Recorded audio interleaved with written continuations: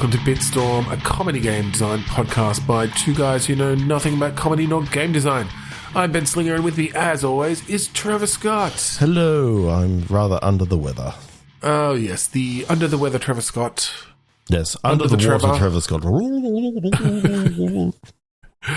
Where you're filming from under the sea.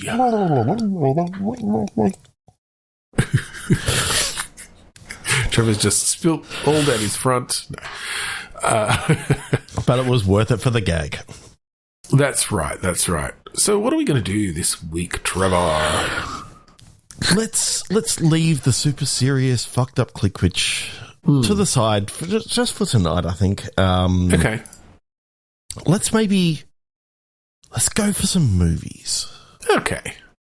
That sounds like a good idea. I realised that I hadn't actually, set us up to actually do some game reviews, which we haven't done in the longest fucking time. Oh, that's true, yeah. So I'm like, maybe what we're going to do over the week is do a whole heap of game playing, and then we can do game reviews next week. That's a good idea. Yeah, let's put on our get back into the protective gear. Yep. Get the VPNs, onion browsers and VPNs and get them out and dive into the deep web. Yeah, put on our digital prophylactic and dive deep. Try not to get any STDs. That stands for serious technical diseases. Yes, none of those letters were good for making up an acronym with anything to do with games.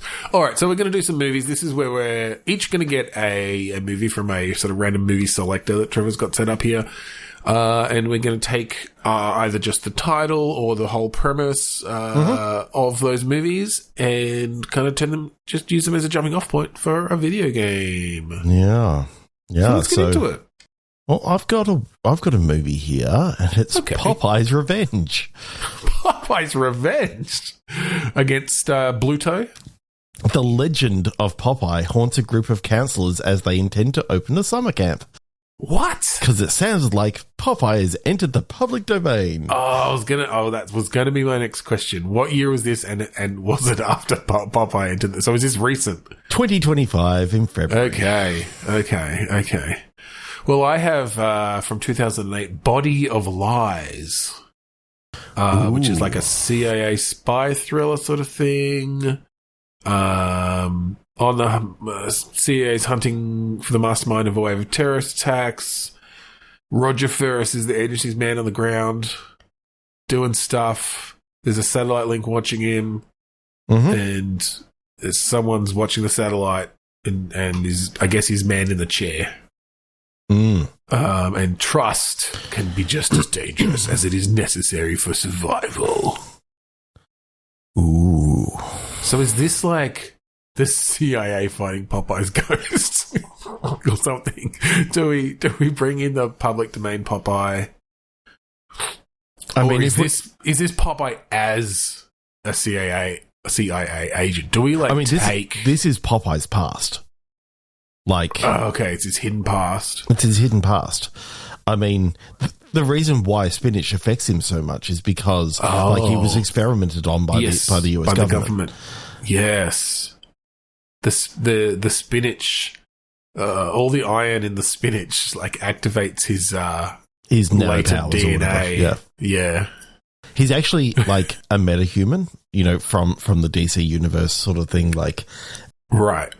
Officially a metahuman. There's got to be a crossover. There's got to have been a crossover at some point that puts Popeye into probably almost any other extended universe of superheroes. Yeah.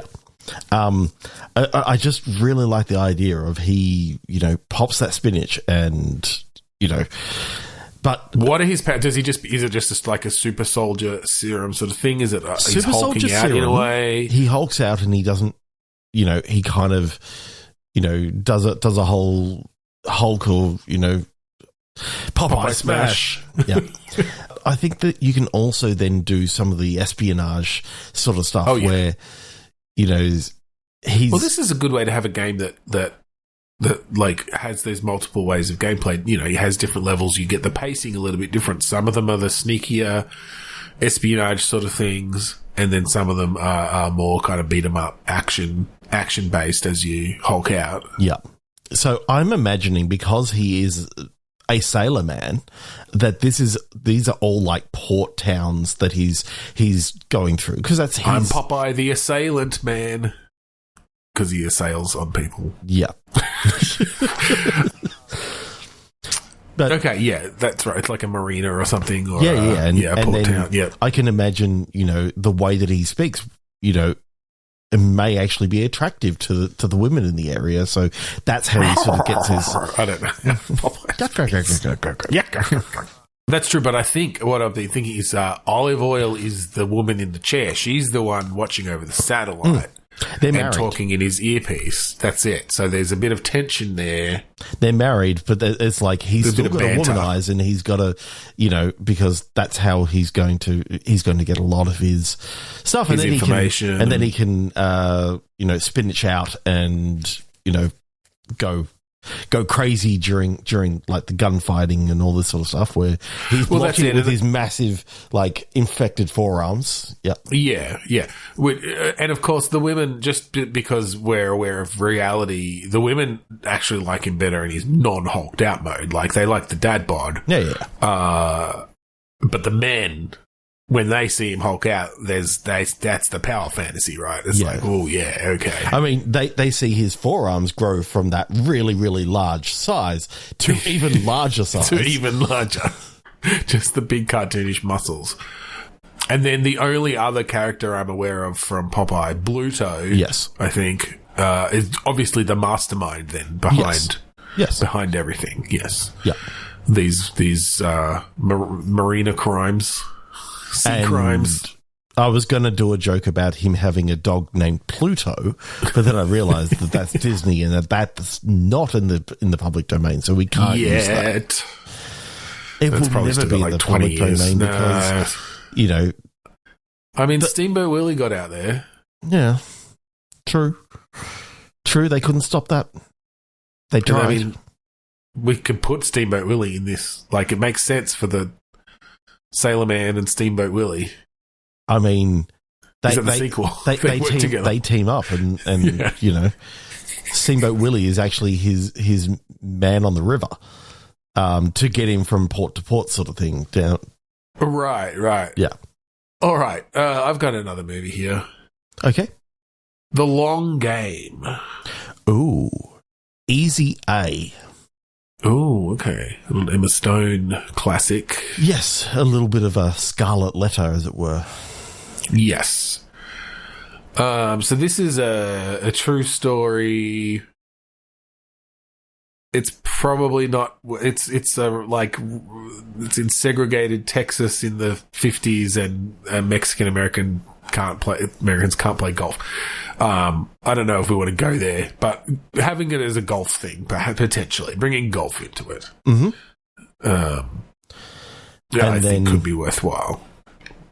Bringing golf into like the Scarlet Letter, which is effectively what Easy A actually is. Yes. It's like a modern retelling sort of thing. Yeah, I like the idea of all they want to do is go play golf, but instead, they're being slut shamed. They're being slut shamed continuously. They're being putt shamed.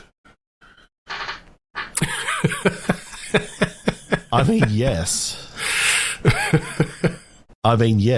I'm going to take this on, and you know what? I like that a lot. I think this whole thing is just the Scarlet Letter on a golf course. But it's not to do with sex. It's just to do with how, I don't know, how well you putt. Yeah. But the whole thing is subtext for sex. Yes. It's like, oh, look at the drive on them. Exactly. And they can hit into my fairway any day. So I suppose, is it more about the golf and the story is just happening?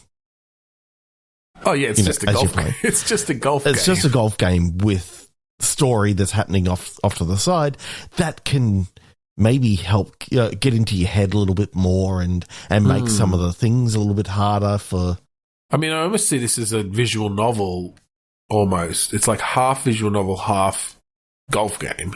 Yeah. And then maybe depending on how well you play in certain games, you like get some branching paths and stuff. Yeah. It's like, oh, if you want to romance this character, then play with more of your woods. Mm. But, this other character is just really into your sand wedges. I don't know. You know golf way better than I do. Yeah. Look, I've got some things to say about this, but I've also recently watched a video on YouTube that we will talk about after this is done, and that may be, poisoning my mind a little bit. Yeah, at the moment. Okay. So we might just have to leave this one here. We'll move on. That's fine. We'll move on because I think I've been led down this different way of doing things. Okay. All right, from 2011, Trespass. Ooh, Trespass. This looks like I've seen this one. I'm not familiar with it. It looks like it's a bit of a thriller. Kyle and Sarah Miller have it all. A huge gated house on the water, fancy cars, and the potential for romance in their relationship. He's just back from a business trip, and their teen daughter Avery is sneaking out to a party when 4 thugs in security uniforms and ski masks stage a home invasion. They want what's in the safe, cash, and diamonds. As Kyle stalls them trying to negotiate for Sarah's freedom, the fault lines in Kyle and Sarah's marriage and the past of the 4 robbers come into play. Is there room here for heroism? Also, he's not back from a business trip because he's a firefighter, because the movie that I've got is Backdraft. Backdraft. Cool. Is this... There's something about... Oh, it's Nicolas Cage. Nicolas Cage and Nicole Kidman. Jeez. Oh, right. Wow. Okay. The poster that I got, I just recognized Nicole Kidman, but I did not recognize Nicolas Cage. That's a weird poster. All right. That's cool. And Backdraft. Okay. I like the idea that Kyle has a secret. His secret fireman is... No. His secret is that he is an arsonist. Okay. And, so he... is on the poster for the game and everything like that. I can see, showing him that he's this heroic guy with a got his big axe there, uniform with his axe. Yep. He can break through walls and all this sort of stuff. And and then there's a scene in the game where like he's saving his wife from a fire, but it's like you don't realize that he's the one who set the fire. And he's like setting traps here and there, and the idea of knowing, okay, the fire is going to move in this direction, and if I close this door and this door, I can create. Oh, okay. So actually taking the dynamics into account as part of the gameplay. As part of the gameplay. That's kind of dark. Setting up fires so that they endanger people but don't kill them, so that you can come and save them. Well, I'm thinking you don't care about what happens to these guys, these 4 home invaders. Oh, so now you're using it to like trap them or take them out. You're using it to take them out. Like they open a door and a huge backdraft comes in front of them. Like it's going to cause them. Yeah. Interesting.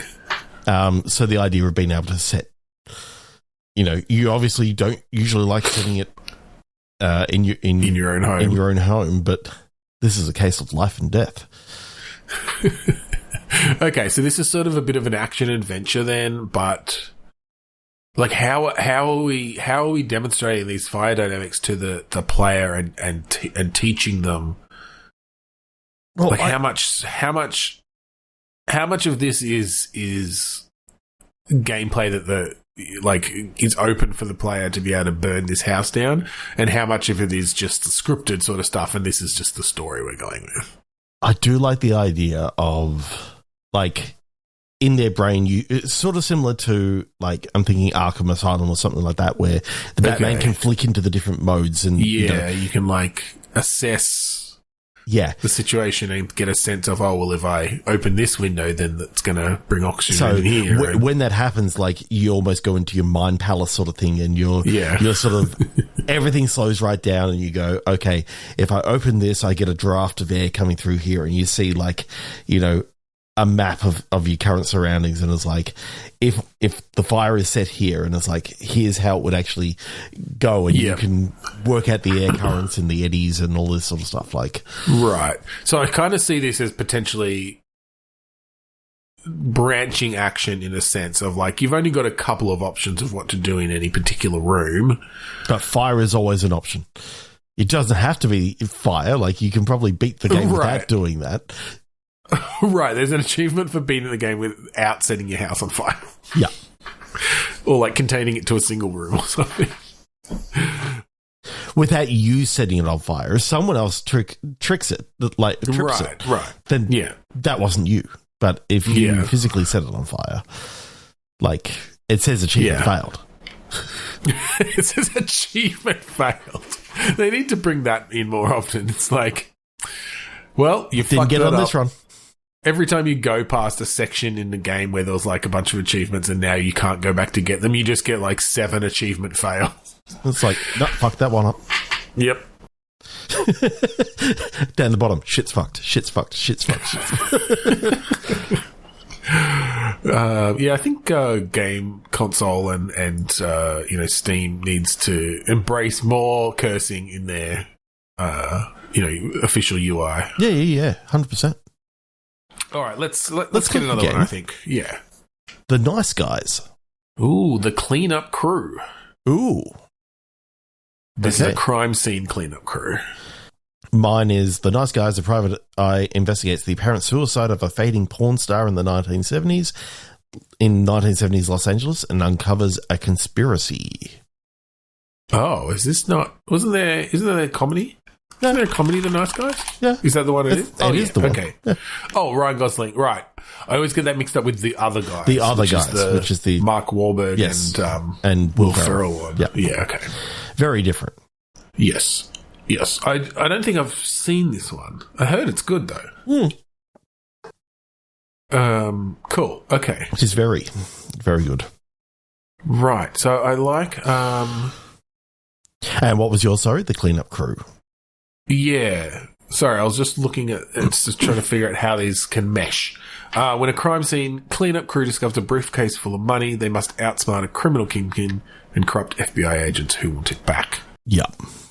So, yeah. That can lead into the conspiracy and that sort of stuff. Yeah, that's it. I think we can have a bit of conspiracy here, have a bit of porn in there. A 1970s, like, mystery where you're a private eye, kind of LA noir, but set in the 70s. So you've got,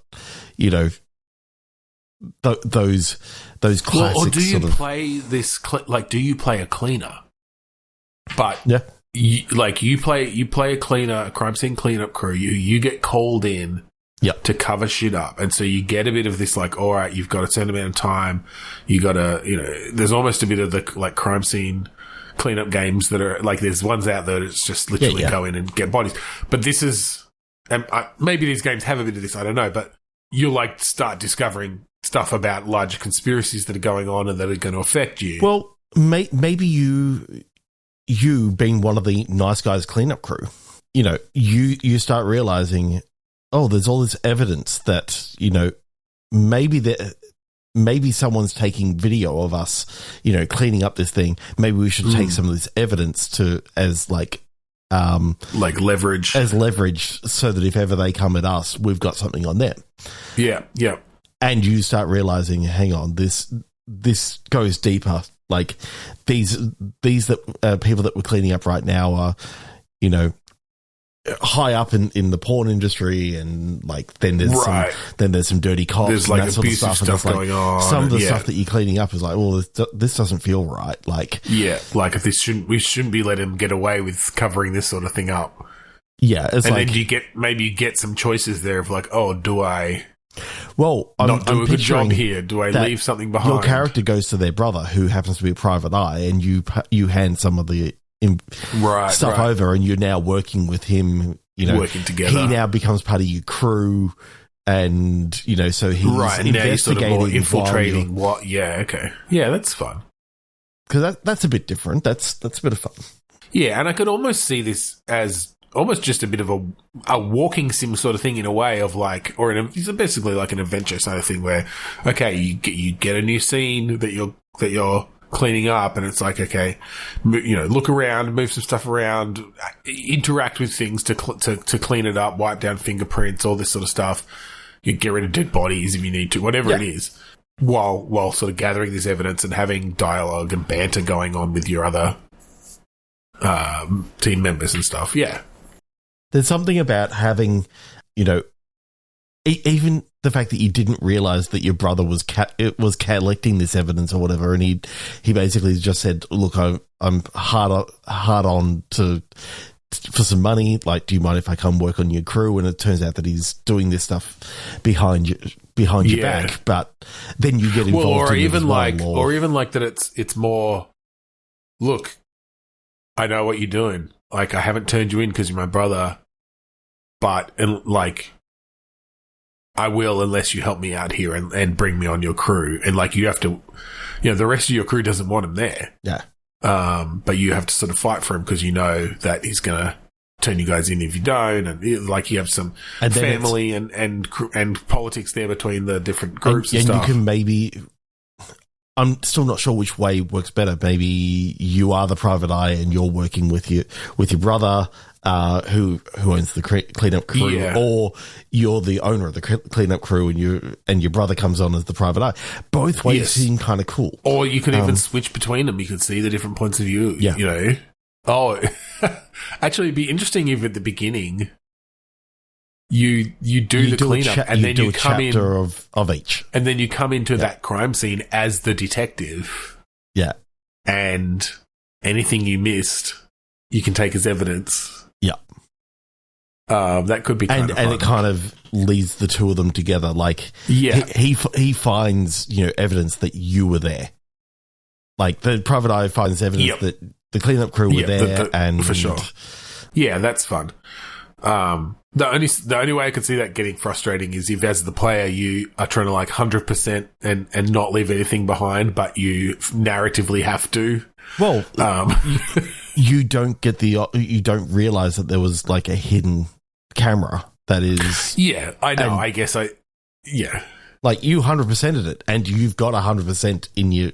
Yeah, no, I know. I guess just from a narrative point of view, almost, if the game has told them from a gameplay perspective, yep, you cleaned absolutely everything, and then you come back and there's a photo of your brother. Obviously it wouldn't be that obvious, but whatever it is, like a footprint or a fingerprint or whether it is just a hidden camera, I was like, oh, well, why didn't I scan for cameras? Or but yeah, I mean, you could certainly get around that narratively. It's just an interesting thing to think about there from a player's perspective. You could just have someone is there as you're investigating, and they come out of a door and they run off, and it's like a little security office sort of thing that was that was hidden or whatever.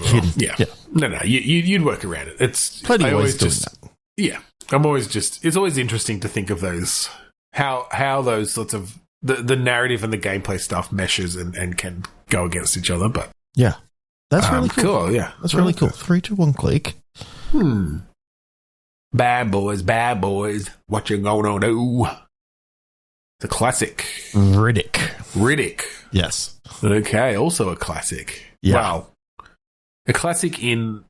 I don't know that the movie was okay, but more the lore and how into it Vin Diesel was. Yeah.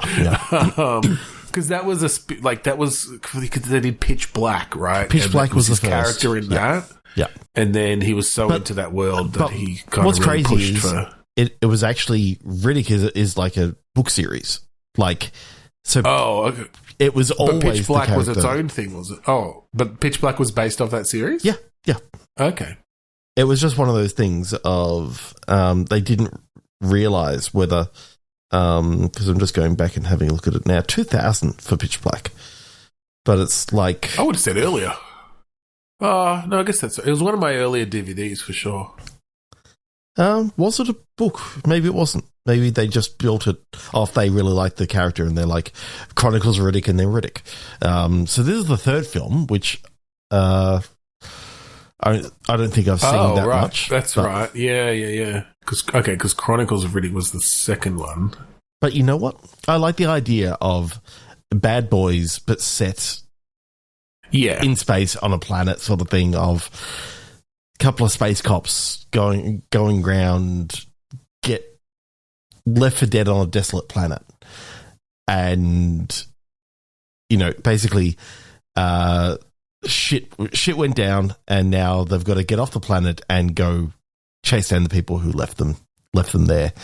And it's like a buddy cop sort of. Yeah, sort of thing. I think basically just taking this as a far future buddy cop is cool. Yeah. Co-op.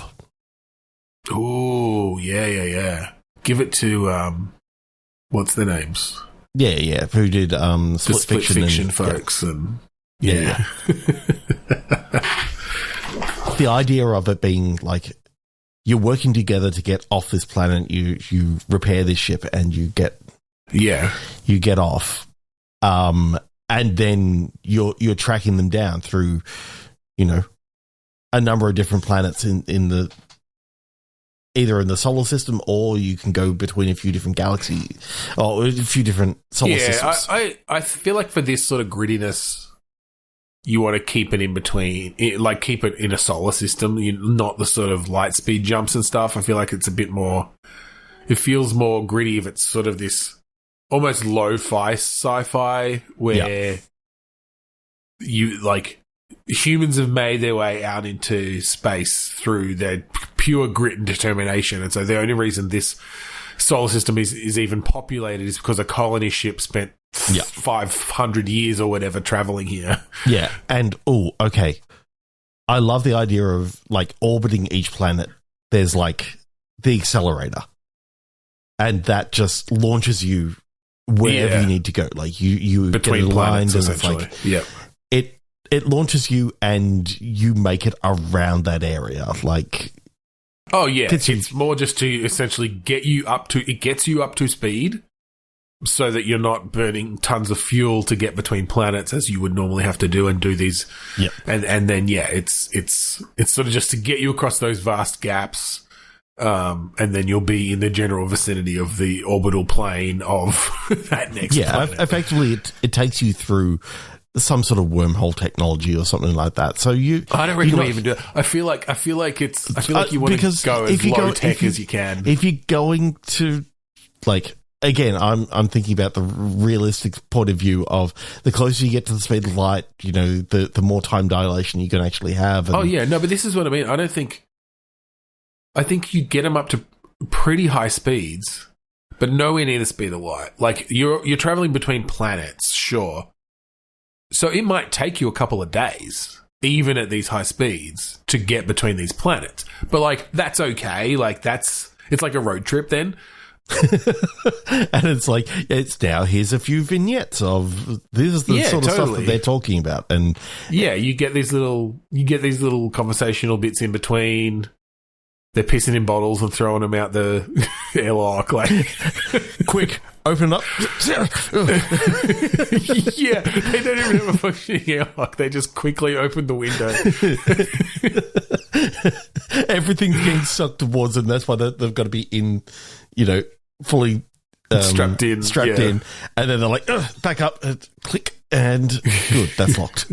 Yeah, it's like somehow that actually protects against the rest of the vacuum of space for sure. But I love that like seat of our pants traveling through space. Like shit can go wrong at any time, and we're just making it work on as much as we can.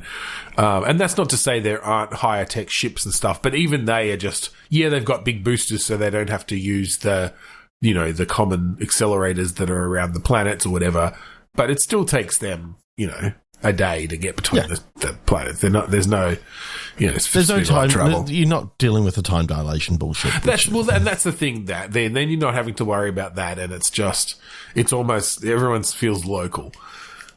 Yeah, okay, I like that. Okay, so I like the fact that it's just this, personal revenge story of these two who were kind of, not the best cops. They were sort of the rule breakers of the police, but they're now having to work together, and that's it. And they've been effectively framed now. You do the classic odd couple team up of one of them is like a rule follower by the book, good cop who's good at his job, and the other one is the fucking drop out, loose cannon, out, throw the rule book out, break the rules, and so you get that tension between them. And then end of the game, the rule follower is the one breaking all the rules, and the non-rule follower is proceeding with caution. Is reading them their rights, actually following the rules, making sure that they've got due process and. No, I like that. I feel like that'd be a really fun setting for that sort of game. Yeah, would be. That's cool. That's Sweet. cool. Well, yeah, I think that might be the end of our episode. So, if you'd like to join us again, if you'd like to join us in the past, I should say, go to podchaser.com/bitstorm and find all of our previous episodes there. I don't even know how many we're up to now. It's over 450. No. That's a lot. When you add it all up, there's a lot of games there. So give them a listen, leave them a review. You can also get it at bitstormcast.com or anywhere else you get. You'll find podcasts. These podcasticles. Yeah. If you like the song that we play at the start and end of each episode, that song is called Mount Defiance, and it goes for a lot longer than the 20 seconds that we play. It's by the band Crew at Us. Yeah. It's like a third of this episode. Yeah, pretty much. It's like 10 minutes. It's a fun listen, and then you can go listen to the rest of the album Containment Failure by the band Crew at Us. So go check it out. So thank you again for joining us this week on Bitstorm. I'm Ben Slinger. I'm Trevor Scott. And I'm just going to open this window and send flames towards you. No! Backdraw.